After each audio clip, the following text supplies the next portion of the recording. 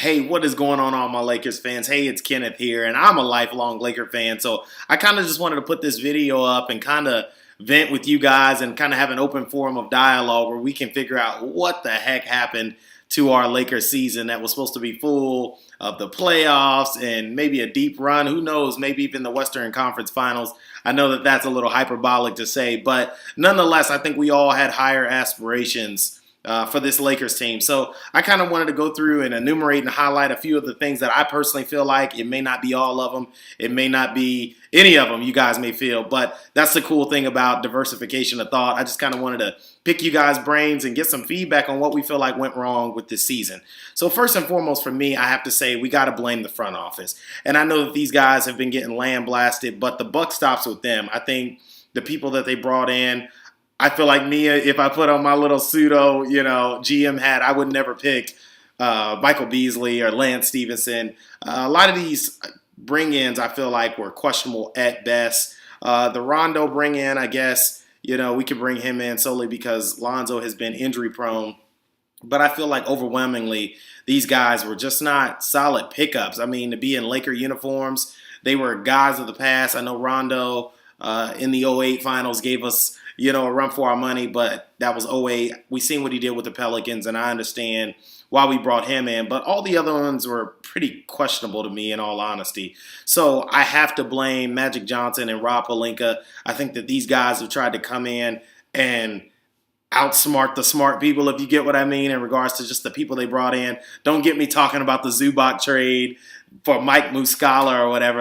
Some of this stuff is asinine, but we got to put a lot of the onus and the share of the blame on those guys, and I'm expecting that they're going to do something much better this upcoming season in the offseason because their work this year was abysmal, to say the best. So you guys let me know if you agree on that. The second one to me, which is a very, very preponderant one, is Luke Walton. I haven't been a Luke Walton fan from jump. You guys can check my Twitter feed all the way back.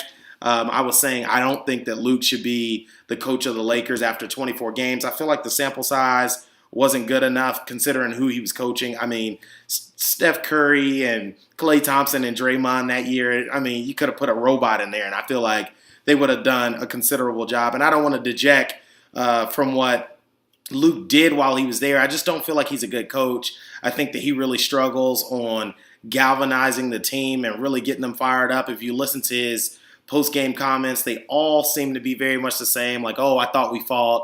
I thought we were aggressive. And I think that we need a coach that is going to bring that intensity and kind of be able to make in-game adjustments. And I think that we've all kind of seen Luke's in-game adjustments and kind of complain like, what the heck is going on?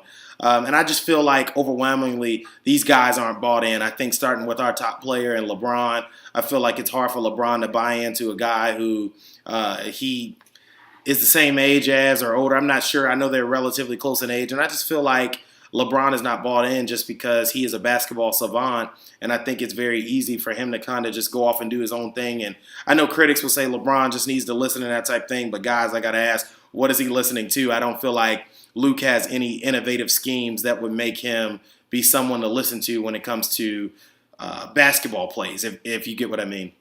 So Luke is somebody that I would really like to see get out of there. I know a lot of people are big Lonzo fans, and I'm not critical of Lonzo in this particular case. The thing that I will say is that Lonzo's not a fan of Luke. And if we want Lonzo to be kind of our long-term solution at the point guard spot, then we have to pick Luke or Lonzo. And fellas, ladies, I personally would opt to take Lonzo, and I think we can find somebody to replace Luke and kind of honestly help Lonzo step up and kind of give him that proper coaching and fire that he needs. I think that Lonzo is a terrific player, and I think that he's just not bought into the schematics that Luke puts out there. And I think Luke plays a lot of cerebral games like, starting them, pulling them out, that type thing. So I would really like to see a new coach come in who's innovative. I hope that we do not hire from within. I don't want Brian Shaw. I really want somebody who's not from the Laker tree because I think historically we've done that and we're not really getting nowhere. 6 years in, we're missing the playoffs. The third thing that I would say is injuries. I mean, gosh, the loss to, LeBron was catastrophic. I think it took the proverbial air out of the sails just because, you lose your best player in LeBron, and LeBron is kind of that security blanket that, he's kind of indestructible. He has been previously. So you just kind of expect him to be there. He's going to give you his 28, 8-8, do his thing and go home, and you expect to win a lot of games. But in the West, we know that it is a lot more challenging, even though the East has gotten appreciably better. And the best team actually, one of the best teams actually resides in the East in the Milwaukee Bucks and the Toronto Raptors. They got a lot of great teams over there. But I think just the West, the night-to-night grind is something that maybe even LeBron wasn't prepared for, and I don't think that his injuries undoubtedly were sustained for. The other thing is, if you look at the injuries to Lonzo, I think that we have to figure out. I'm hoping that Lonzo is more of like a Steph Curry type, where he was injury prone early on, and then ultimately he blew up, and the rest is history. So I'm really hoping that. But we know a lot of our young players, the Brandon Ingram thing, which we wish you well, BI, to get better, on the health side, because that's most important, and health of mind most importantly. But I think with those guys, it's really, really important to kind of just figure out how do we mount past all these injuries, because that's been a big thing, and I think the injuries kind of derailed the season. And so many other people that I didn't mention, but those are kind of like the notable ones.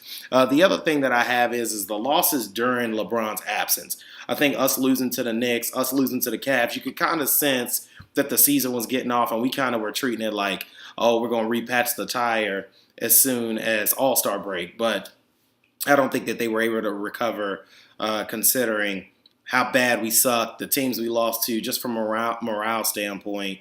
We really sucked during that period. And we didn't do that well since LeBron's been back either. He's still getting his numbers, but I feel like just collectively we have not been bought in, and I think that starts with the coach.